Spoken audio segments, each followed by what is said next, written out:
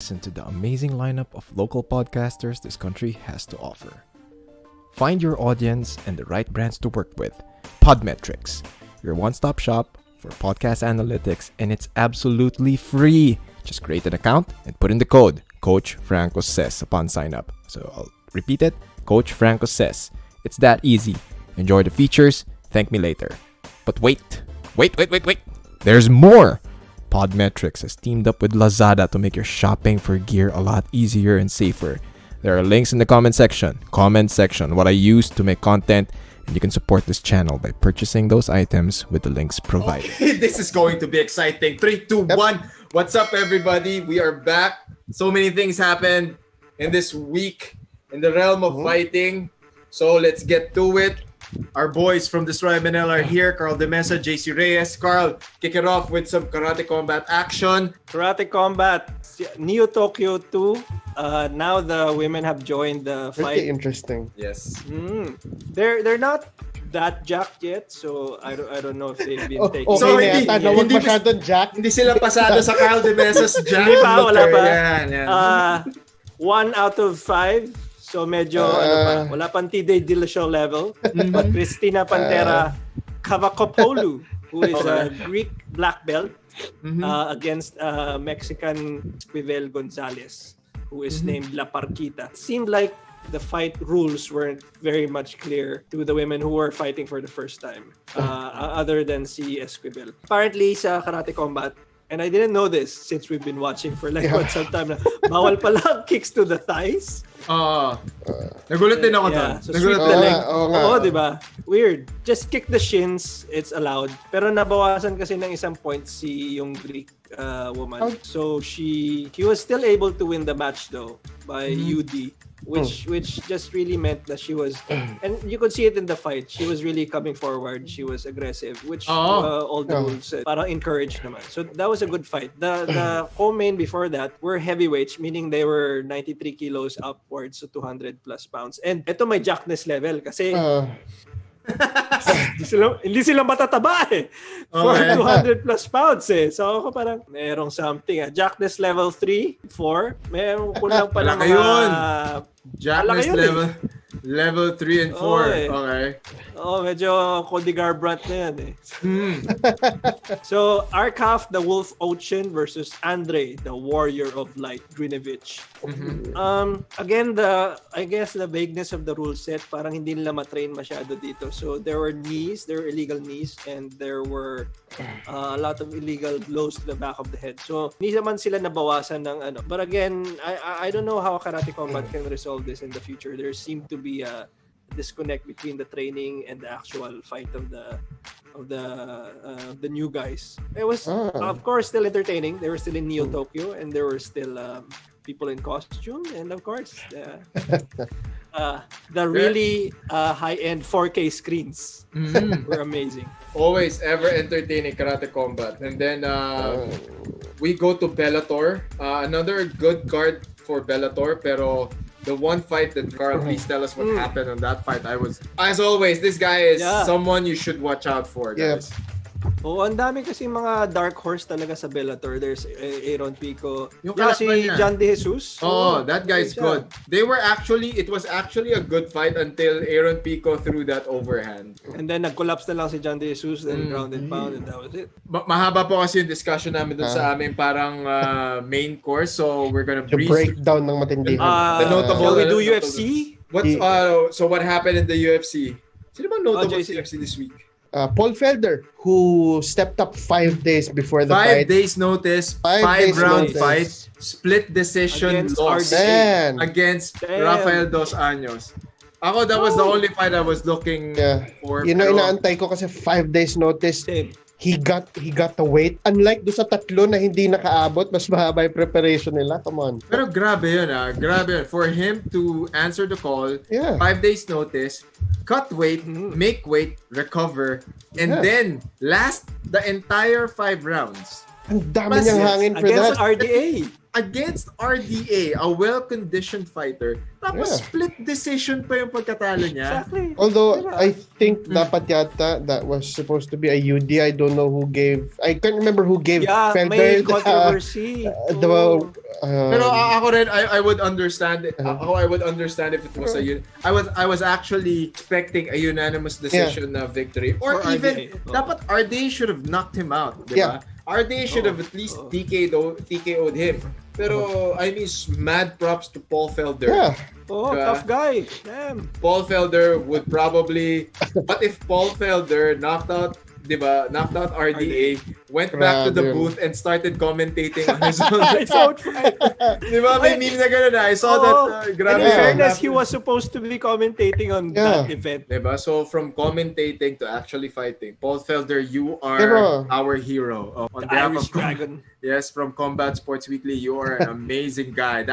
You're a badass. I don't really know who else was able to do it. Yung mga ganong klaseng 5 days notice, cut weight, make weight, fight, 5 rounds. Abe, no? Maybe Cowboy, but... Wag lang malapit sa title, pwede si Cowboy. Totoo. May kabugsi Pag-title Boy when it comes to either for number 1 contender or for the belt mismo. For some reason, I'm a Cowboy fan. Cowboy fan, pero wala. This happens to him all the time.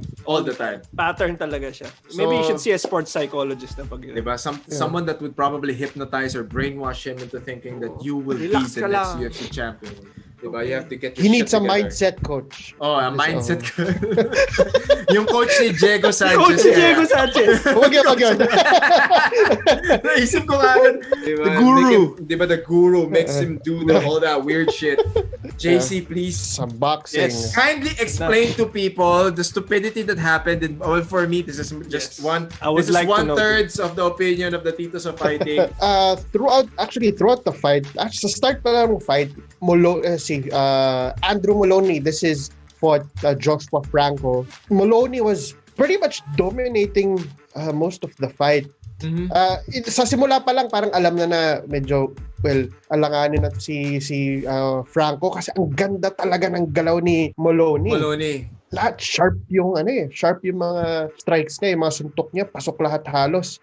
Tapos ito si Franco, medyo madikit siya lumaban eh. So anong nangyari, akala nila yung pag-start ng magano mata niya was due to a headbutt. Pinanood ko din yung replay. Hindi.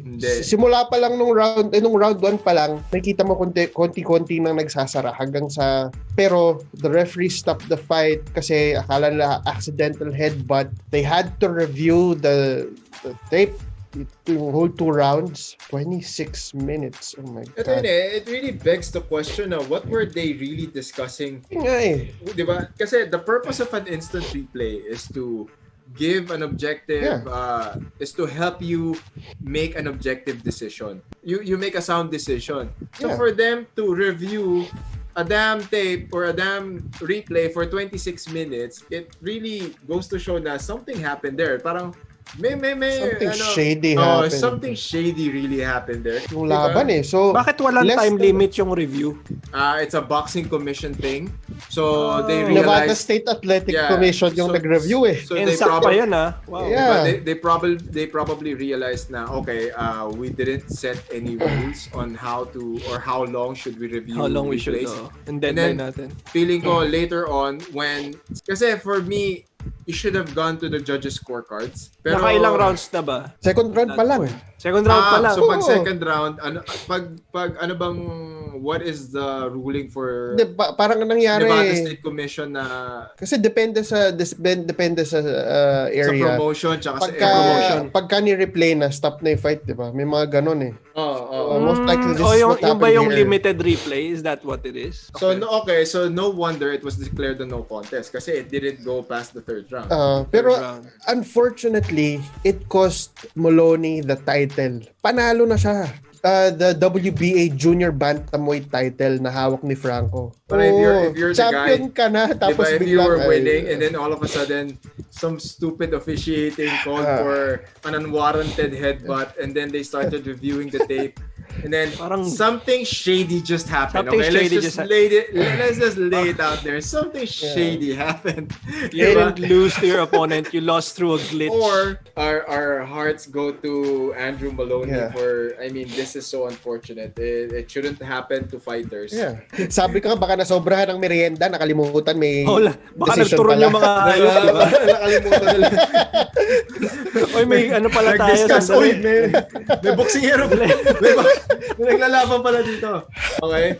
So, after that, what else? What else do we got, JC? On the flip side, sa main event ng bubble ng Top Rank na yan was Terrence Crawford versus Kell Brook. Si Kell Brook, he fights at welterweight and middleweight. So this time, he went down to 147 to fight Terrence Crawford.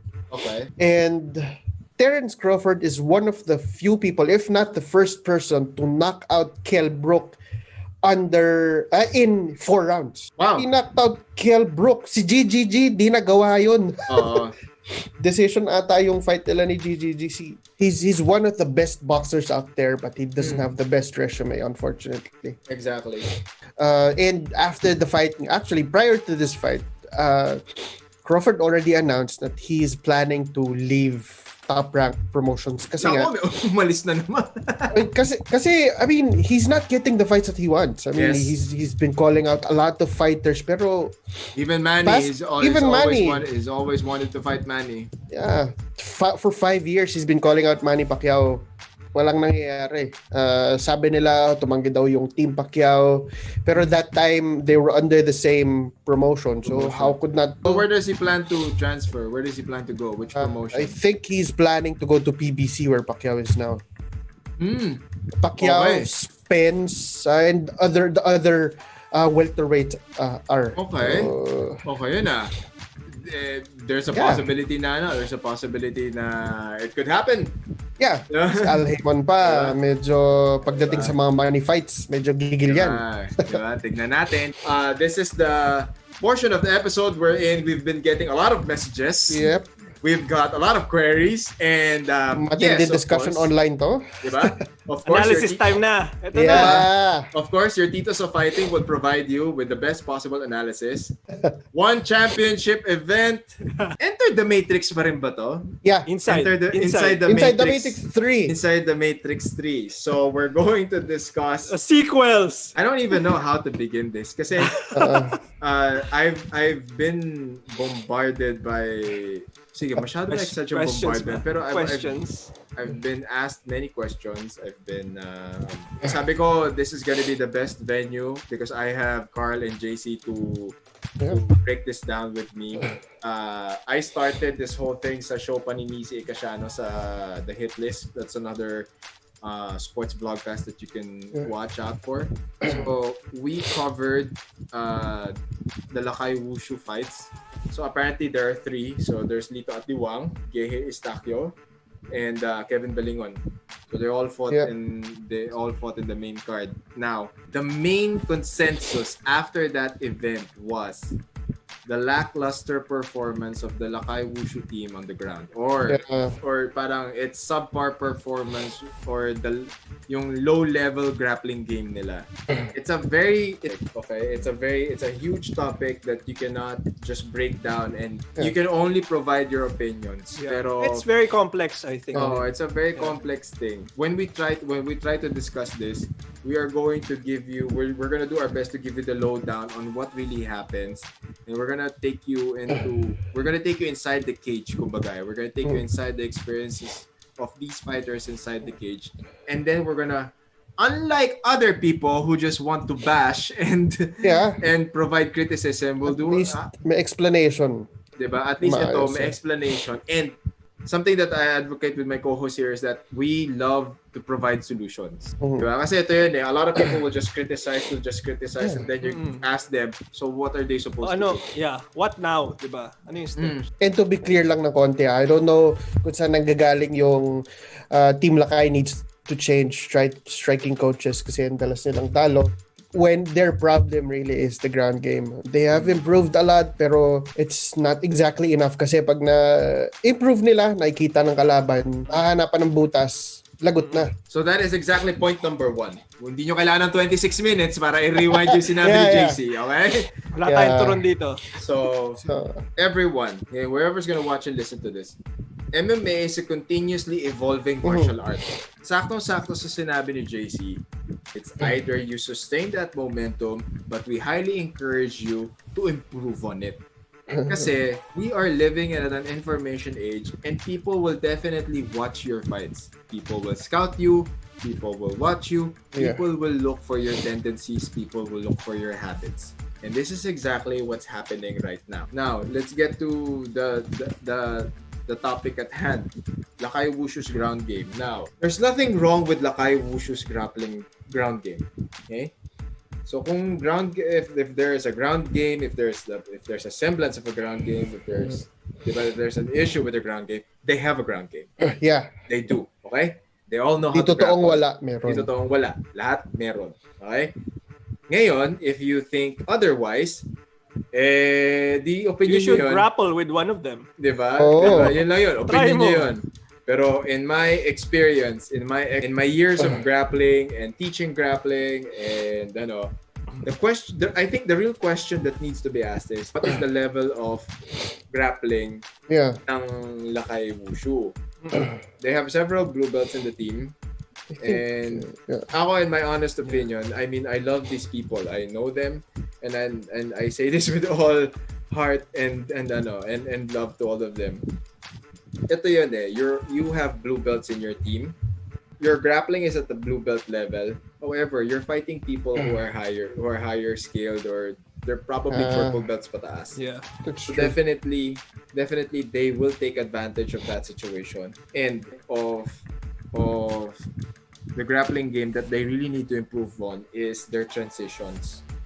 Kasi ito yun I pointed this out as well.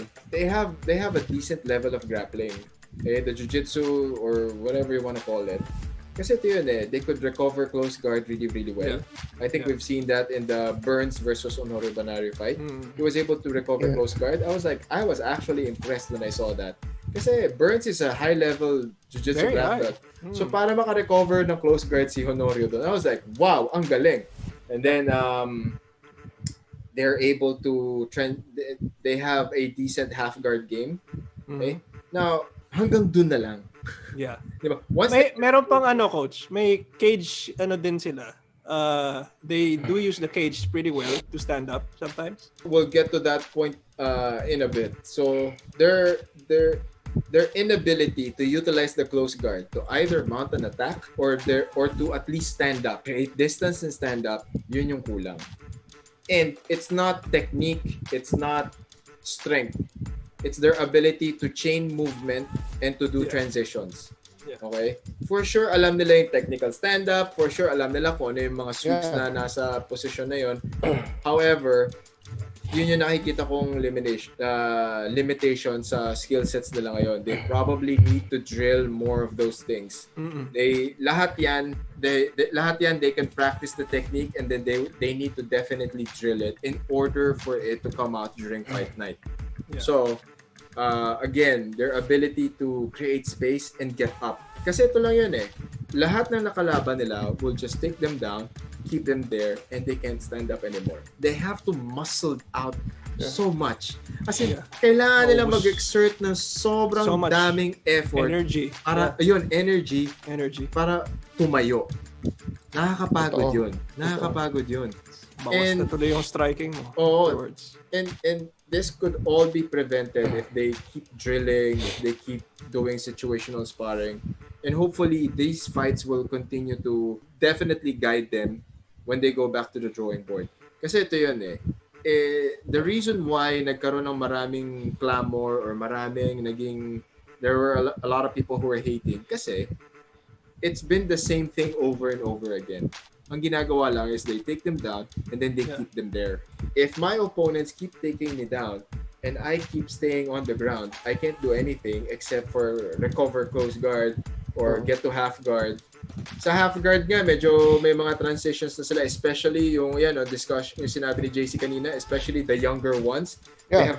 They actually have better grappling. They do. Yeah. They actually have better grappling. Ngayon, lumalabas na yung nuances na yun. Lumalabas na yung mga... So now, you capitalize on that foundation and then work your way up. Kasi kung hindi, it's gonna be the same thing over and over again. Okay, you can pro Lakay, we're not anti-Lakay. We are definitely not anti-Lakay. I know these people. Okay, they're my friends. Yeah. And whenever they have fights, I always give them like words of encouragement. And I want them to win.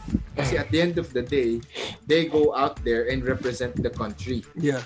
Diba? Yeah. They're not just Lakay Wushu MMA. No. They're Filipinos. They're Team Philippines. Diba? They're Team Philippines fighting under one championship. Kahit na anong opinion mo sa kanila, you have to be behind them kasi kababayan natin yung mga yun.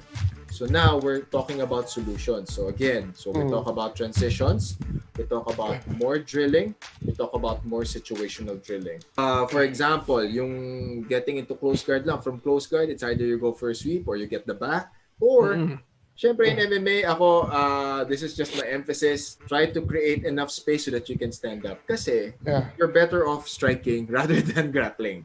Yes. Yun lang yun. Yeah. So That's it. Diba? Kasi ito yun, if you have good takedown defense, and if and when you are taken down, you can stand up, nakaka-discourage yun dun sa nag-takedown sa'yo. Kasi it kind of demoralizes them na parang, damn, diba? Ang dami kong winaste na energy. Nakatayo lang. Then he was able to recover and stand up. Damn. So now, it gives you, if you're able to stand up, now it gives you more confidence to strike with the guy. Yeah. Diba? Kasi now you realize, okay, if he can take me down, I can stand up. This is where your hip movements, your framing, wall walking. Iilan lang ang nakikita kong kaya mag-wall walk. Okay, so, I mean, yung pinakamanong pa nga minsan si Edward pa kaya nakikita ko magaling mag-wall walk. Diba? He uses that a lot. Yeah. Diba? So please, the younger guys, diba? Watch how Edward does it. Kasi, for example, let's jump right into it. The Lito Adiwang fight. Lito Adiwang has decent grappling, ha? Tapos, more than decent, Tapos, ito yun, his fascination with the Kimura is really endears to me kasi I love doing Kimuras. Yeah. So for me to see him dive into Kimuras, I was like, this guy, diba? This guy's gonna He's my boy. Diba? This guy's my boy, diba? However, just a tiny bit of an adjustment. You have to make adjustments. You cannot bank on the entire move. Diba? You can't. So again, why do they all have this tendency to crank everything up to high heavens, exhaust all their energy to finish one submission? Why? Kasi you don't have transitions na. You're not really... Dapat may backup plan for another submission. Diba? Or you're not comfortable with your transitions. You can let go of that submission. Diba, coach, one of the easiest for a failed Kimura is the Kimura trap. To just turn it into a sweep. Yep, to keep going for the Kimura trap, utilize it for a sweep, get the back, sweep the leg, transition into a more dominant position. Diba? There's nothing wrong with holding on to the Kimura. However, you should be able to know where to go, where to place your body, how to angle out in order to make sure na you are at a more advantageous position. Speaking of the Adiwang fight, was it a tap or not? Let's just be clear. It's not the job of the referee to stop a fight based on a phantom tap. Okay? That one FC referee who handled that fight handled it the best way that he could. It was the highest standards. Hindi naman talaga yung makikita lahat ng angles. So, coming from a referee, subjective. Yes, exactly. Coming from a referee, I do the exact same thing. Hindi pwedeng sasabihin ng mga tao who's watching it on the screen and say, he tapped. No, it doesn't work that way. You don't know that. You're not there. So stop saying that there was a tap. Even if you replay, even if you zoom in, it's not gonna happen. Now, both fighters, for the referee, he did his job. For Adiwang, your job was to break that arm. Yeah. Okay. Dapat ang naging mindset ni Adiwang doon was tap or snap. Diba? Tap or snap. You're in an MMA fight. I know you. I'm pretty sure na ito rin yun. Brutal, pero that's... We're very mindful of our opponent's safety as well. Ito yun eh. Your job is to finish your opponent. So, if it doesn't tap, you make it snap. Bring it home. Yeah, Bring guys, it there's home. Bring some up the pretty arm. flexible guys out there, so you don't know. Grabe, kasi nasa na pinapanood ko, sabi ko, eto na! Ayaw na mag-tap. Eto na! Eto na! He got it! He got it! Hindi eh. Tapos wala. Wala eh. He's gonna feel that tomorrow for sure, but he in- didn't, Grabe. So, That guy escaped that Kimura hold, that Kimura setup, the whole Kimura transition, true. Yeah. while probably praying to every god that he knew. Grabe yun.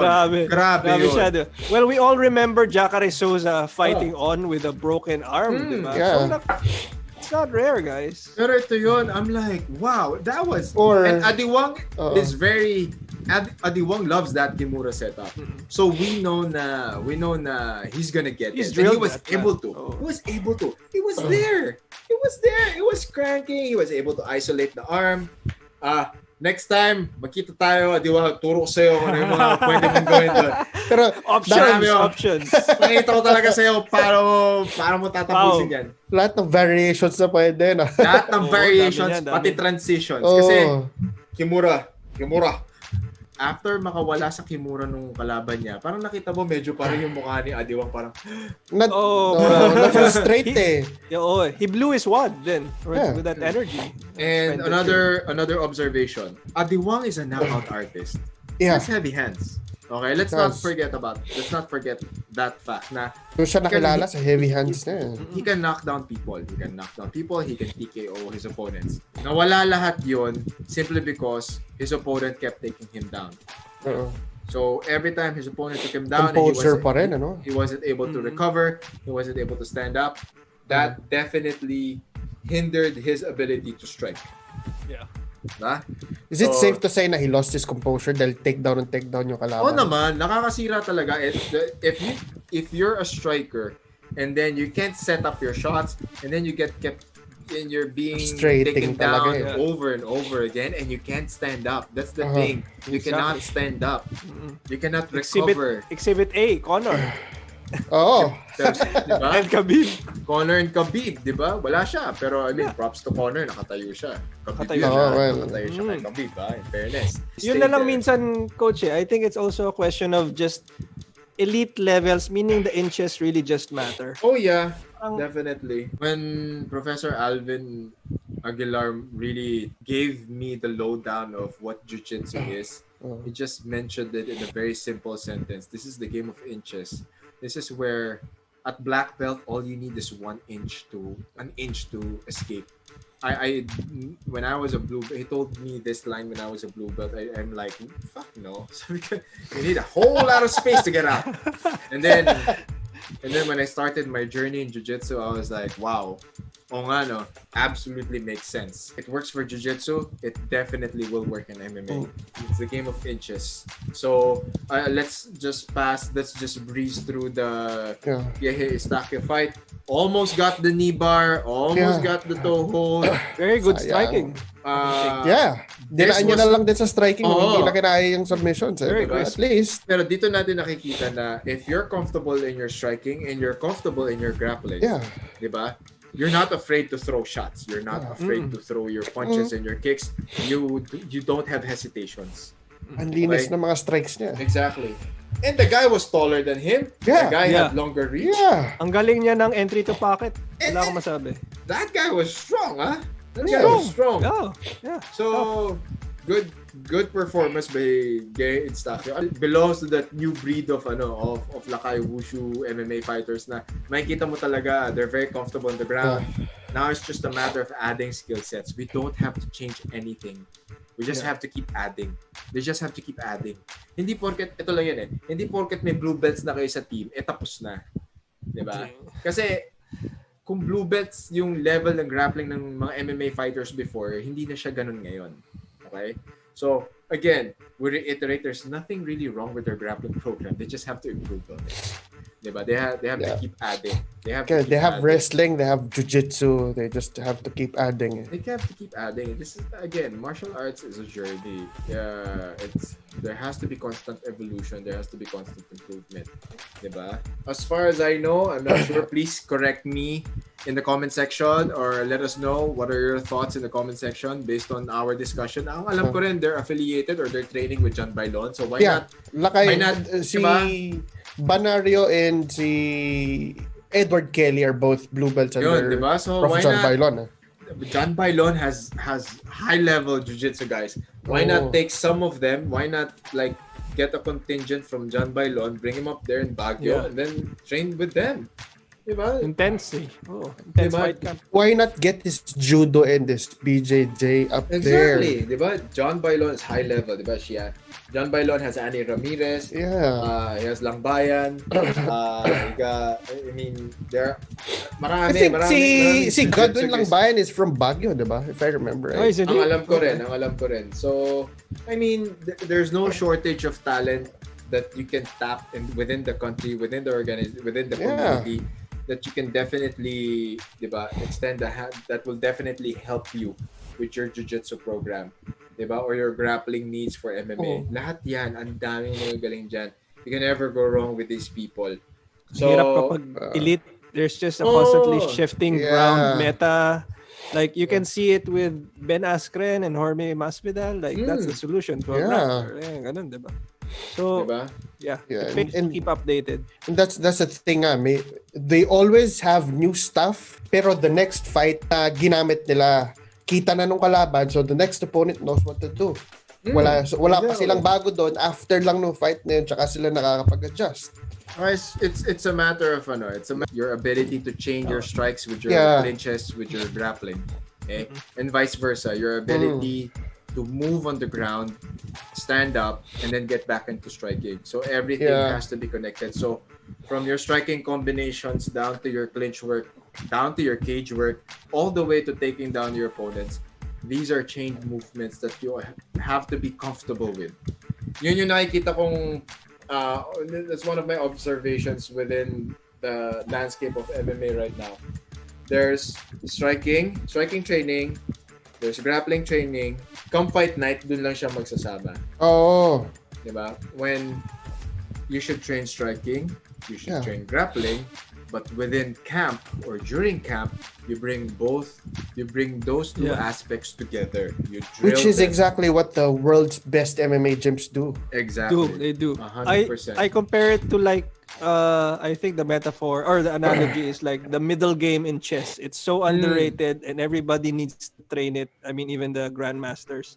Yeah. So that's it. That's the strategy. Parang you can have a beginning, a strong beginning and strong end, but it's in the middle that makes a difference. Diba? I really hope that what we're discussing here makes sense. So please let us know in the comment section what are your thoughts about this discussion. Kasi ito yun, hindi pwedeng technical. Hindi pwedeng ang pangit kasi ng striking nila or ang pangit kasi ng grappling you nila. need to tell us why you diba? think MMA is a very dynamic and complex na sequences of events or sequences of movement. This will definitely help you once you get back to the gym. Okay, do we go 2 strikes then clinch? What do we do if they take us down? What kind of takedown defense do we employ? Do we have to have a mainstay na wrestling coach? Do we have to have someone jiu-jitsu with us every week? Diba? These are the things that will help you improve the program. Kasi whatever program you're doing now, you will pass that on to future Lakay Wushu MMA fighters. Ako naman kasi, we all belong to different teams here, pero when it comes to readiness in an MMA world stage level, si Lakay Wushu yan. They have the time, they have the resources, they have the facility, they have the perfect climate, they have the perfect altitude. They don't really have distractions up there. They have they have access to really good nutritious food. Diba? Fresh, really fresh food. If you want to be an MMA fighter, La Trinidad is your is your camp. We're all doing this to make you guys understand the complexity of mixed martial arts and at the same time help our brothers get better. Okay? as an addendum, I think it's really the time ngayon. Parang everybody who would like to help them. Parang dati kasi, of course, everybody was underestimating Team Lakay. Ay, maybe they can do it, maybe they can't do it. I mean, they're from Baguio, ganyan. Now, it is always, I think, for anybody who is in Filipino fight culture, it would be an honor, I think, for anybody to be asked Team Lakay HQ in Baguio and have them train their fighters. Like, Tsaka ano yan, jump at that opportunity. Diba? I'm gonna echo the same thing that Carl said. Dati kasi it was a matter of can they do it, and then they suddenly showed everyone, we can do it. There's no question now. Diba? So, There's no question they can do it. So now it's a matter of how do we get better? How do we improve this? Ako, I've had the honor of having Edward. I've known Edward for the longest time. I've had the honor of having him on my podcast. Ako sabi ko, Ed, talaga pag nagpupas na lahat, pwede na, bisita ako dyan, kailangan mag-train tayo ulit. Sabi ko, sige. I mean, these are nice people. So kaya ako, they're such nice people. Diba? They're so humble. Support tayo Philippine MMA. I was like, sige, sabi ko, we go to Baguio a lot. Sabi ko, gano'n ba katagal sila Trinidad dyan? Sabi niya, ito lang, saglit lang yan. Sabi ko, sige, game. Sabi ko, when I'm there, let's go. I'll be more than happy. I'll be more than happy. Exactly. Diba? Kasi it's gonna help them with their career. Why not? Yeah, kasi more than empty criticisms, they need all the help they can to upgrade their skills. 100%. And then we go to the main event. Unfortunately, oh my Kevin God, Bellicon, that was great though. Kevin Bellicon got TKO'd by John Lineker. Was this John Lineker's debut sa 1FC? Oh no, it's the second fight. Second fight na. Oh, it is? Yeah, Okay. Let me check. Ang nagulat nga din ako eh. Akala ko it was John Lineker's debut. Pero ano to he's really, I was impressed with his performance. The combinations were there. That dude is elite. Damn. Setup was there. Yeah. He didn't just go in there and just went toe-to-toe with Bellingon. He set up his shots. He knew that the overhand was coming.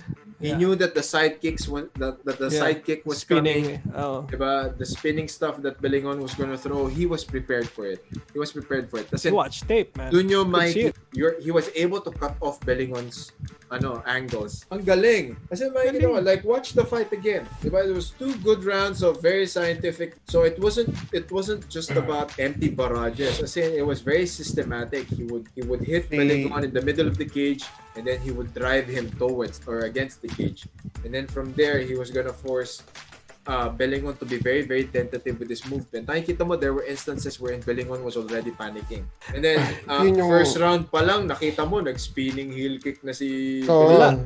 Tapos wala nangyari. Tapos nakita niya, kinain lang ni Lineker. John Lineker. Tapos three-fourths or halfway through, binato niya kaagad yung overhand. Wala pa rin. Kinain lang nitong gagong to. That was a masterclass in cutting off the cage and having your opponent panic. Wow. Now, this fight is only gonna make Kevin Bellingon a better fighter. Kasi now he knows, now he realizes, now my opponents know what I'm doing. Now it's time to add more stuff to my arsenal. Now, what are the other combinations that I can think of or I can work with my coaches in order to be unpredictable? That is such a valid coach line to say. I want to just add to that. Yung tipong knows how to counter at least one of those really, really good parang special techniques nila. Yeah. It has reached a point na hindi na siya special technique ngayon. Kasi everyone knows na. Everybody knows it. Side kick is coming. Spinning heel kick is coming. Although the thing with Lakay is yung younger guys nila, sila Pasho, sila Kingad, iba yung galaw. Iba yung galaw. Pero yung older guys, yun ang may pattern. Medyo may pattern. Kaya nga, you cannot really justify the criticism that or the flack that they're getting. Why? Because all three di man all three kasi 1 out of 3 fighters. Yeah. 1 out of 3 fighters. You also have to put into context na these are their veterans. Yeah. If you look at the pool of fighters that they're developing, these are like the new breed of fighters. And when I watched them in the amateur rounds, I was like, okay. That's great. I think Coach Mark is really doing good with the young ones, no? If someone who was elite level grappling or wrestling impart their knowledge dun sa mga bago, Oo. who's gonna take them down now? Who would even try to take them down?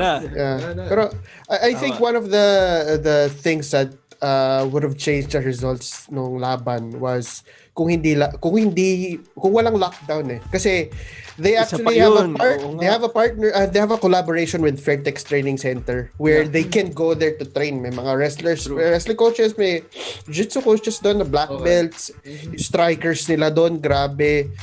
That's where Pasho, Kinga, and the other young guys train. So, kita mo yung difference na dito nagtitrain versus there. Sayang. Diba? Sayang Factor. So at least yan. So, and Lakay Wushu is a very well-known organization. I don't think they will have a problem doing certain transactions that will benefit both parties kung sino man ang makaka-deal nila. It's good that people are engaging. So, ako nakikita ko lang, a lot of people kasi would tell me na I think that's a good thing too. Everyone's criticizing Lakay. Sabi ko, they care. Oo, sabi ko, I think kahit na yung mga nagpo-comment ng walang kakwenta-kwenta. Okay lang. Yung mga ampaw. Casuals yun casuals. Alam mo yung casuals. Yan, favorite ko yun Casuals. Yung mga casuals who ang sinasabi nila, yes, we're casuals, pero we're entitled to our own opinions. Yan. Everybody has an opinion, just like everybody's got an asshole, so it's okay. My only observation now is, at least even at the level of casuals, at least now we know that medyo a lot of people are watching this. May mga nag-grow Diba? At least now we know that there are people who watch MMA on a, I mean, at yung least natututo talaga. Yung level, diba? Medyo regular na. Diba? Ako, when I see those things, I'm like, okay, at least if they say, ampaw naman pala sa ground yan. So, ibig sabihin, these people have an idea, or at least they've what the watched, ground game is. Diba? They've watched some video or some Khabib highlight so that they have an idea of what the ground game is. They probably watch Khabib in the Bear. Diba? So it simply means na that the audience is growing. But I guess that's really good point, Coach. Kasi like 5-6 years ago, all you could hear in the audience was like, wrestlingin mo na! Tamo na! Huwag na halika. Tapos the moment you see them grapple, ang mga tao akala nila nagyayakapan lang yun. Nagkakapan, huwag mo na i-kiss. So there's yun, exactly. Lalo yung mga events na, di ba, nakikita pa tayo ng dati, yung mga nakikita na natin. Ito yung mga shows. Ito yung mga walang alam talaga. Wala talaga alam. Mga nabigyan ng ticket. The moment na mag-side mount, tas nag-crossface, lahat sila, woo! Nagyayakapan! Okay, so diba? it's improving, guys. We don't begrudge you that. And to be honest, I personally started like that years ago. Ito isa sa personal backstory sa pinakamalupit. I watched an event of Fearless Fighting Championship. Grabe, classic. And there was a group a forum, PinoyMMA.com. I went to the site, sabi ko, ano ba tong Fearless Fighting Championship? Ang pangit, puro akapan, dapat nagsusuntukan lang to. One of the people na bumara sa akin, if I remember right, si Prof. Alvin. Sabi ko, shit! Sobrang legit na tito mo, JC. Fearless pa. I was training Muay Thai na back then. Tapos wala akong alam sa ground talaga. Sabi ko, ano ba itong pinagagawa nito? Ba't taga-akapan to? Tapos yun nga, para ako, sabi ko, hindi ko maintindihan tong ground game na to. Pero dapat yung mindset mo as a fan Oo, I think tama ka. Kami aspect of the fight. Really love it. Oo, mag-i-improve ka di ba? Yeah. So, di ba? So, again, that's why this show was created to help you. Yeah. Let the titos help you understand what is happening. Help us help you. Yeah. Don't be like me, nabara ng prof. Patay tayo dyan. Look at him now. Help us help you. Diba, don't worry, diba, really appreciate it when people like send us messages on the feedback on the show, on what the topics that they want to, and ito yun, this is a byproduct of that level of engagement that we have with the community. Like they want an episode that will cover this. Dahil mahal namin yung community, we're gonna show you the pros, the cons, and then of course, ito yung kaya namin ibigay sa inyo, yung solutions. Personally, I like yung how the community actually reacts, even if they're really filthy casuals, because they're very opinionated, and I would rather have that. Parang let them say what they want rather than gatekeeping the community. Kasi the fighters not only need the casual fans, these are the people who will eventually buy their tickets. Yes. Sit in the stadiums. Kasi bago sila hindi pa nila naranasan yung mga naguluhan ng arena like us na rinding-rindi na tayo. Ayoko na pumasok na arena. Ganyan, guys, I'm telling you right now, when everything opens, we strongly suggest, we highly encourage and require all of you at least watch a live MMA event. Please do.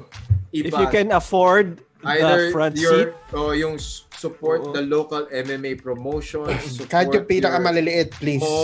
We guarantee you, iba yung atmosphere, iba yung adrenaline rush, iba yung excitement. Then imagine if you're fighting. Yeah. Diba? So, we promise you, pag nanood kayo na live, you'll change your mind about a lot of different opinions sa MMA. There's an unpopular opinion din. Sorry. Addendum lang. There's an unpopular opinion din kasi sort of a suggestion to have spaces for fighters or something, not to have them criticized.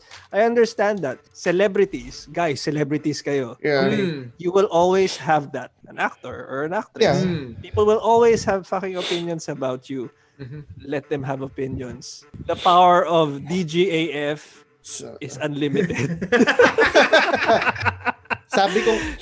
Sabi ko nga dun sa isang boxer na sobrang hiling magparinig sa haters niya, sabi ko, don't focus on your haters, focus on your supporters.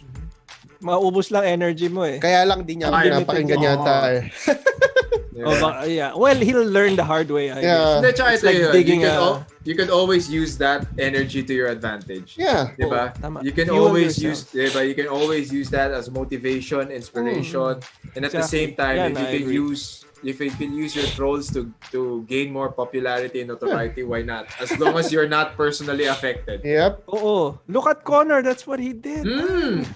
Perfect example. May mga tagapagtanggol na siya, so he doesn't need to to talk to the trolls. Damn, he's fighting Dustin next. Yeah. Diba? So, no better way to end this episode than what my co-host Carl de Mesa and JC Reyes said. So please, everyone, again, let us know what you think. Who do you want us to talk about in the next episode? This episode is brought to you by the JiuJitsu and the MMA community, the boxing community, the martial arts community. You all commented, sent us messages, and here we are. We did this episode. So, that being said, this is your Titos of Fighting, and we will see you next week for another edition of Combat Sports Weekly. Bye-bye. Coach Franco Says, we'd like to thank our partners for making this episode possible. Be in the moment. Have that faceless emotion. Beware the Robert face. I am Knots and Crosses. Place your orders on their Facebook and Instagram pages. Promoting community and culture, just good vibes in the local jiu-jitsu scene. Visit Ikaro Collective at ikaro.ph.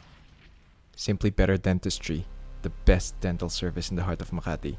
Visit the Santos Dental Group and Oral Surgery Center. Book an appointment on their Facebook page. You gotta get rid of bacteria and viruses. Get Nano Silver Immune Support Supplement. Order your bottles on their Facebook and Instagram pages. For local martial arts news here in the Philippines, visit Lakay MMA on Facebook. And of course, this episode was recorded with my brothers from Dstry MNL. So that's it, everyone. I hope you enjoyed this week's combat sports news. And we enjoy making this for you. So I hope you learned something. And we're going to see you on the next episode. Bye-bye.